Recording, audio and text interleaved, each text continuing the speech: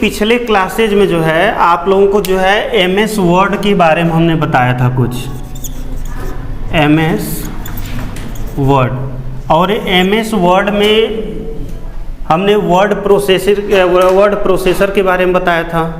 अब प्लस इसमें दो तरह के विशेष बताया गया था, एडिटिंग और दूसरा हमने बता रहा था फॉर्मेटिंग।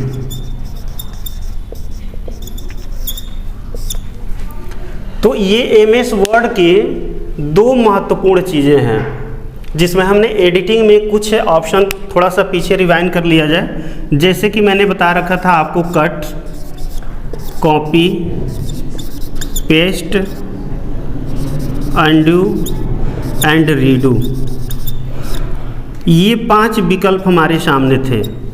पांचों विकल्प के बारे में अच्छे से आप लोगों ने आशा करते हैं कि समझे भी होंगे। और आज के सिलेबस में हम लोग जो है कि समझेंगे फॉर्मेटिंग। फॉर्मेटिंग क्या होता है, ठीक है। तो फॉर्मेटिंग को समझने के लिए ये जानना है कि फॉर्मेट का मतलब होता क्या है।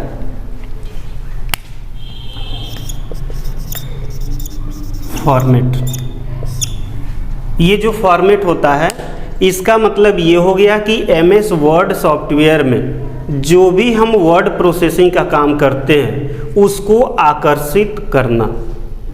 कितने तरह से हम उसको डिजाइन कर सकते हैं, किस तरह से इसको आकर्षित कर सकते हैं, ये सभी चीज़ें हमारी फॉर्मेट में आती हैं। तो अब हम लोग शुरू करते हैं एमएस वर्ड की दूसरी विशेषता, फॉर्मेटिंग। ठीक है, फॉर्मेट का मतलब होता है प्रारूप। ठीक है, अब इस फॉर्मेट के अंतर्गत हम क्या क्या कर सकते हैं। अगर एमएस वर्ड के पेज पर हमने जो भी टेक्स्ट मैटर लिखा, कोई भी ऑब्जेक्ट बनाया, तो उन सभी चीज़ों को हम दो तरह से फॉर्मेट कर सकते हैं। पहला फॉर्मेट होता है हमारा किसी भी टेक्स्ट के बारे में, यानी हम कर सकते हैं टेक्स्ट फॉर्मेटिंग, टेक्स्ट फॉर्मेटिंग। और दूसरा जो होता है पेज फॉर्मेटिंग। फॉर्मेटिंग का मतलब समझ रहे हैं? फॉर्मेटिंग का मतलब, फॉर्मेट का अर्थ क्या होता है? प्रारूप देने से। अर्थात एमएस वर्ड में जो भी हम काम कर रहे हैं उसको कितने तरह से हम आकर्षित कर सकते हैं ताकि वो देखने में अच्छा लगे, सुंदर लगे। तो उन सब के लिए हम एमएस वर्ड में दो फॉर्मेट को समझना बहुत ही आवश्यक है। जैसे पहला टेक्स्ट फॉर्मेटिंग और दूसरा हमारा क्या है? पेज की फॉर्मेटिंग। तो पहले हम समझेंगे कि टेक्स्ट की फॉर्मेटिंग में होता क्या क्या है। तो टेक्स्ट फॉर्मेटिंग में सबसे पहले हमें समझना होगा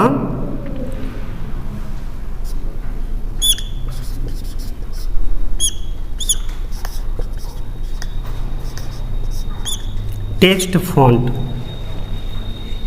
अगर हम किसी भी टेक्स्ट मैटर को मान लीजिए लिखा हुआ, कोई पैराग्राफ लिखा हुआ है, तो उसमें सबसे बहुत ज़रूरी होती है कि हम किस फॉन्ट के नाम से उसे प्रदर्शित करें। यानी कि उसमें तमाम तरह के फॉन्ट के नेम दिए होते हैं और उसमें से हम किसी एक को देखते हैं, अगर अच्छा नहीं लगा तो हमने दूसरे को सेलेक्ट कर लिया, तीसरे को सेलेक्ट कर लिया। तो इस तरह से हम उसके फॉन्ट, टेक्स्ट के फॉन्ट को बदलने का काम कर सकते हैं। दूसरा नंबर होता है इसमें फॉन्ट स्टाइल। Font style. अब फॉन्ट स्टाइल में क्या क्या चीज़ें होती हैं? आप लोगों ने देखा होगा कि किसी भी टेक्स्ट मैटर को लिखने के बाद उसको हम सेलेक्ट करते हैं। सेलेक्ट करने के बाद इसमें कई चीज़ें आती हैं, जैसे कि बोल्ड, इटैलिक, अंडरलाइन। ठीक है, तो इन सभी के माध्यम से किसी भी टेक्स्ट को हम बोल्ड कर सकते हैं। बोल्ड का मतलब क्या होता है? डार्क हो जाएगा, यानी कि अदर जितने भी हमारे टेक्स्ट मैटर होंगे उससे वो डार्क होगा, हाईलाइट हो जाएगा, उन सभी से अलग दिखेगा। ये होता है बोल्ड। बोल्ड को हम शॉर्टकट के जरिए Ctrl+B, ये हमारे कीबोर्ड में होगा, इसके माध्यम से भी इस ऑप्शन को हम एक्टिव अथवा डीएक्टिव कर सकते हैं। यहीं से Ctrl+B से ही हम बोल्ड कर सकते हैं, डार्क कर सकते हैं। अब पुनः अगर Ctrl+B कर देते हैं तो वह नॉर्मल फॉन्ट में तब्दील हो जाएगा, चेंज हो जाएगा। दूसरा है इटैलिक। इटैलिक को हम शॉर्टकट के जरिए कर सकते हैं Ctrl+V आई। इटैलिक का मतलब क्या होता है? मतलब कि किसी भी टेक्स्ट मैटर को लिखे हैं तो उसके हम तिरछे पोजीशन को सेट कर सकते हैं, तो वह भी कार्य हम Ctrl+I के जरिए जो है क्या कर सकते हैं, एक्टिव अथवा डीएक्टिव किया जा सकता है। तीसरा नंबर है अंडरलाइन, अर्थात किसी भी टेक्स्ट मैटर को हम शॉर्टकट के जरिए उसे अंडरलाइन को भी एक्टिव अथवा डीएक्टिव किया जा सकता है, यानी कि Ctrl+U। जैसे उदाहरण के तौर पे हमने एप्पल लिखा, ये अब बोल्ड करना है, तो अगर हम इसे सेलेक्ट कर लेते हैं, सेलेक्ट करने के बाद अगर बोल्ड किए तो ये आपको ऐसे दिखेगा, यानी पूरा ये हाईलाइट हो जाएगा।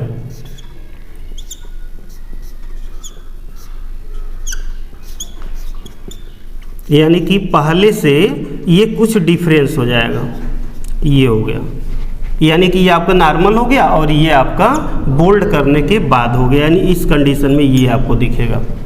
अगर इटैलिक है तो इटैलिक में आपने एप्पल लिखा हुआ है, अगर इसको हम चेंज करते हैं इटैलिक के लिए तो ये आपका ऐसे दिखना शुरू हो जाएगा एप्पल, यानी ये आपका सीधा है तो ये आपके तिरछे में हो जाएंगे।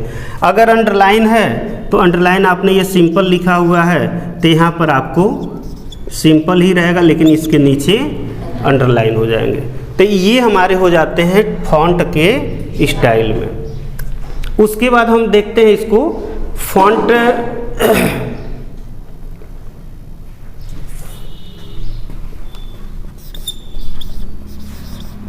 फॉन्ट इफेक्ट में। फॉन्ट का इफेक्ट क्या है, यानी कि फॉन्ट का प्रभाव क्या है। तो फॉन्ट के अगर प्रभाव में देखते हैं तो इसमें सबसे महत्वपूर्ण चीज़ें आती हैं दो। एक होता है सबस्क्रिप्ट और दूसरा होता है सुपरस्क्रिप्ट। ये क्या चीज़ है? बहुत अच्छा प्रश्न है और ये एग्जाम्पल्स में हमेशा पूछे जाते हैं कि आपके सबस्क्रिप्ट और सुपरस्क्रिप्ट में अंतर क्या होता है। ठीक है, तो सबस्क्रिप्ट और सुपरस्क्रिप्ट का प्रयोग एक्चुअली में जो है हम किसी भी प्रकार के मैथ से संबंधित काम करते हैं। जैसे कि मान लीजिए आपको जो है H2O लिखना है, अब 2 का प्रारूप हमें किस तरह का होना चाहिए, H² करना है। तो इसमें सबसे पहले बात ये होती है कि जिस टेक्स्ट को, जिस अंक को हमें स्क्वायर में लिखना है या फिर जो कि बेस में लिखना है, उसको हम क्या करेंगे, सेलेक्ट कर लेंगे। और सेलेक्ट करने के बाद हम क्या करेंगे, सुपरस्क्रिप्ट का प्रयोग करेंगे ताकि ये फर्स्ट कैरेक्टर की अपेक्षा उस लाइन के ऊपर दिखना शुरू हो जाती है। ये आपके होते हैं। जैसे कि मान लीजिए आप मैथ में बहुत सारे समीकरण लगाते हैं, a² + b²। अगर नॉर्मली आप लिखते हैं कंप्यूटर के पेज पर तो आपको इस तरह से नहीं लिख पाएंगे। लिखने के लिए आप सिंपल लिखेंगे a2 + b2, लेकिन अब इसे स्क्वायर के रूप में करना है तो हम क्या करेंगे, इसको हम सेलेक्ट करेंगे और सेलेक्ट करने के बाद सुपरस्क्रिप्ट का प्रयोग करेंगे तो ये हो जाएगा a²। क्लियर। अगर वही चीज़ें हमें बेस बनाना है, जैसे यहाँ पे H नीचे की तरफ 2 करना है और O करना है, तो सबसे पहले हम H2O लिखेंगे और लिखने के बाद हम 2 को सेलेक्ट करेंगे और जैसे ही सेलेक्ट करने के बाद सब स्क्रिप्ट कर देते हैं तो ये हमारा जो 2 होता है ये नीचे की तरफ खिसक जाता है। तो ये होते हैं हमारे सब स्क्रिप्ट और सुपर स्क्रिप्ट में अंतर। तो ये किस में आ गए, टेक्स्ट फॉर्मेटिंग में। यह टेक्स्ट फॉर्मेटिंग किसका प्रारूप है, फॉर्मेट का है। तो ये टेक्स्ट में आपके देख लिया आपने कि टेक्स्ट फॉन्ट होते हैं, फॉन्ट स्टाइल होता है, फॉन्ट इफेक्ट होते हैं। यहाँ पे आपको एक चीज़ें और मिलेंगी, फॉन्ट साइज। इसमें भी प्रश्न आपसे पूछे जाते हैं कि किसी भी MS वर्ड के पेज पर किसी भी अगर टेक्स्ट मैटर को लिखते हैं तो बाय डिफ़ॉल्ट उसकी साइज़ क्या होती है। बाय डिफ़ॉल्ट मतलब कि नॉर्मली कौन सी साइज़ होती है कि जो आप लिखना शुरू कर देते हैं। तो आपका आंसर होगा कितना, 11। 11 जो साइज होती है बाय डिफ़ॉल्ट होती है, उसके बाद आप उससे छोटा या फिर उससे अधिक कर सकते हैं। इसमें एक प्रश्न और आते हैं, अगर पूछ ले कोई कि MS वर्ड के डॉक्यूमेंट पेज पर अगर किसी भी टेक्स्ट मैटर को लिखते हैं तो उसकी मैक्सिमम साइज कितनी तक दिखाई देती है। जब आप फॉन्ट साइज पे क्लिक करते होंगे, मान लीजिए ये आपका लिखा हुआ है फॉन्ट साइज, क्लियर, यहाँ छोटा सा बॉक्स होता है, इसमें लिखा है 11, ये आपका बाय डिफ़ॉल्ट साइज होती है 11, ये आपको चेंज नहीं करना होता। जब भी आप MS वर्ड ओपन करेंगे तो फॉन्ट की साइज़ कितनी दिखती है, 11 नंबर पे। अगर ये पूछ लिया जाता कि फॉन्ट साइज़ की मैक्सिमम कितनी साइज डिस्प्लेड होती है, तो जैसे आप इस पर क्लिक करेंगे तो ये आपका मैक्सिमम 72 तक दिखाई देता है।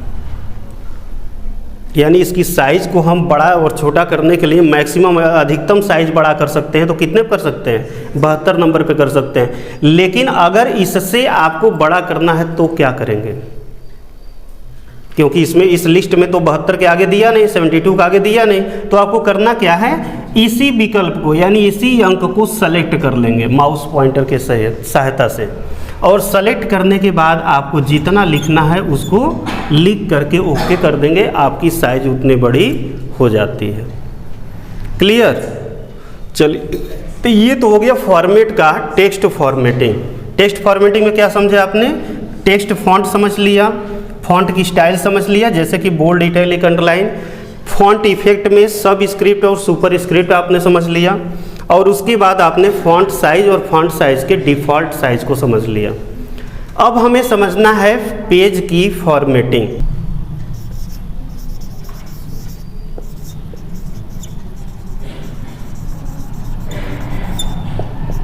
Page formatting of the MS word. अब इसमें हमें समझना कि अगर किसी भी पेज की फॉर्मेटिंग करनी है तो आपको क्या क्या चीज़ों की समझना बहुत ही आवश्यक होता है। पहला नंबर,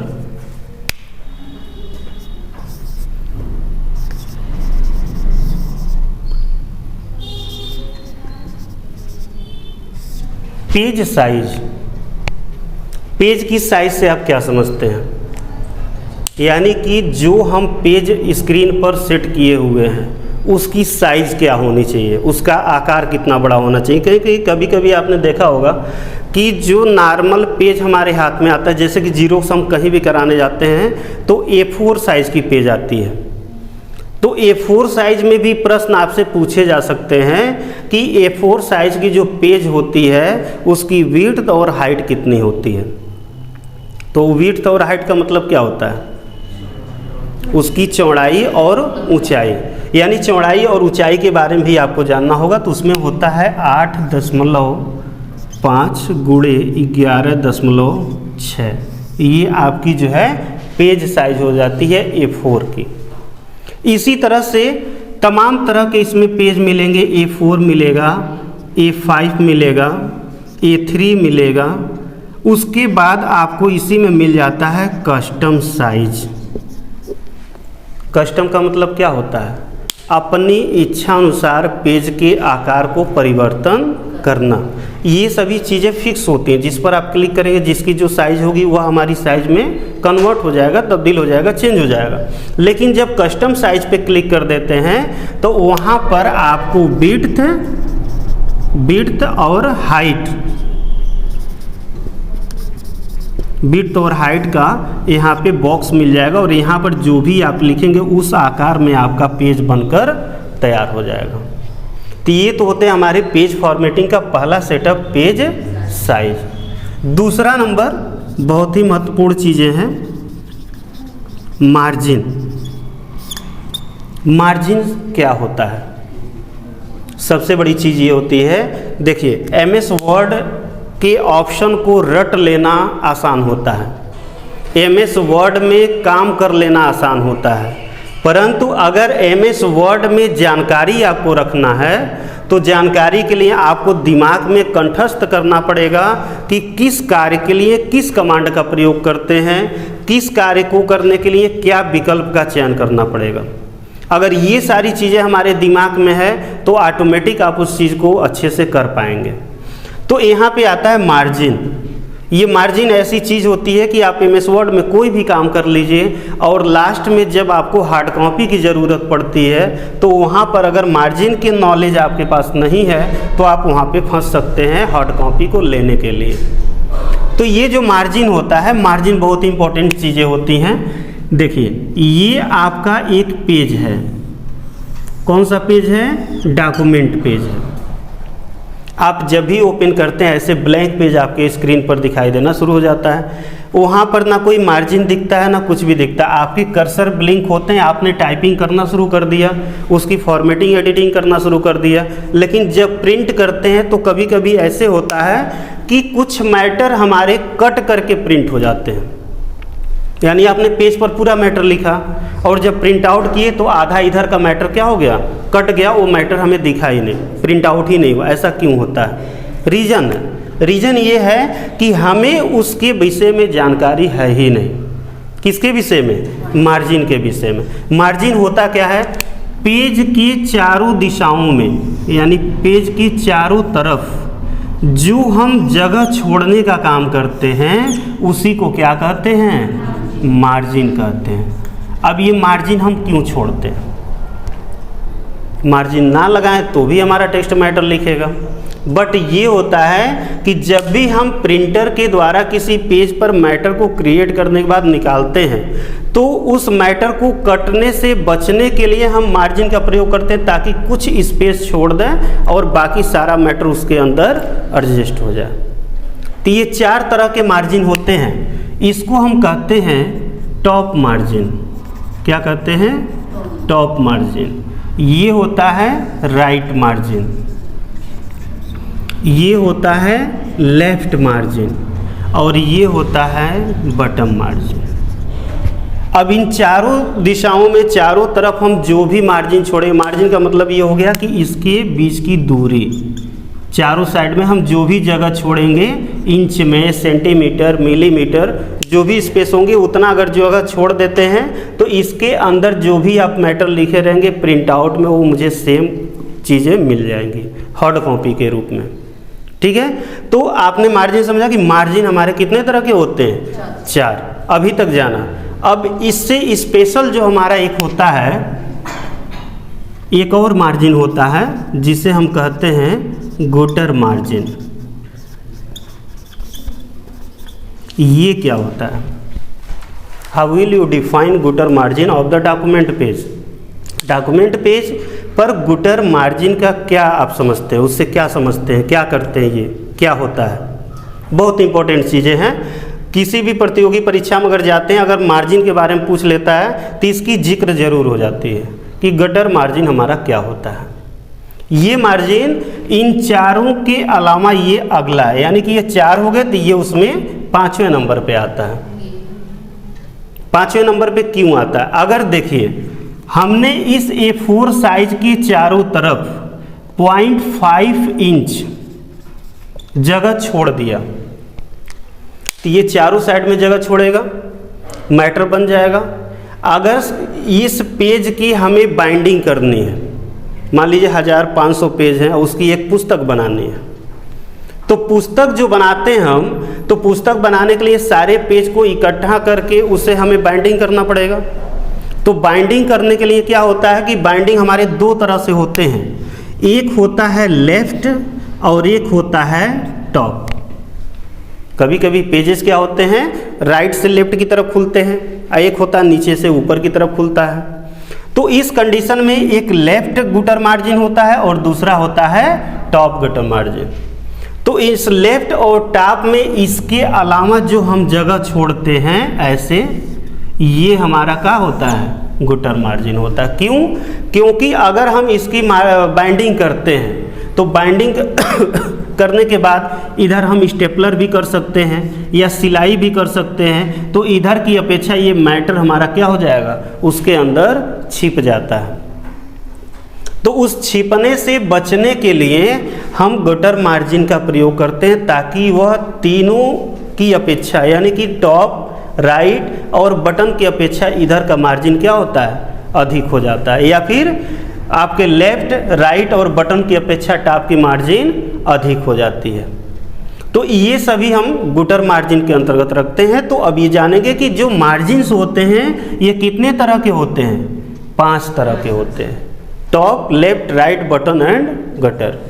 इसको अगर सिंपल उदाहरण में देखना अगर चाहते हैं आप तो देख सकते हैं ये मिलता कहाँ पे है। अगर इसको आपको देखना है तो सबसे पहले आपको जाना होता है MS वर्ड में आपने ऑफिस बटन को पढ़ा होगा, ऑफिस बटन। इसके अंदर देखिए एक ऑप्शन मिलता है प्रिंट का, देखें आप लोग, प्रिंट। जैसे आप प्रिंट पे क्लिक करेंगे इसके अंदर आपको एक ऑप्शन मिलेगा प्रिंट प्रीव्यू का, प्रिंट प्रीव्यू। और जब इस पर हम क्लिक करते हैं तो इस पे एक ऑप्शन मिलता है मार्जिन्स का। जब इस मार्जिन्स पे हम क्लिक करते हैं तो इसमें हमारे सभी जो है मार्जिन्स यहाँ पे प्रीव्यू कर जाते हैं, जैसे टॉप, लेफ्ट, राइट, बटन और गुटर। यहाँ से इसकी भी हम सेटिंग कर सकते हैं, चेक कर सकते हैं और पेज की फॉर्मेटिंग कर सकते हैं। तो इस तरह से हमारे MS वर्ड में जो है कि 2 तरह से फॉर्मेटिंग हमने आपको बताया, पहला टेक्स्ट फॉर्मेटिंग और दूसरा पेज फॉर्मेटिंग।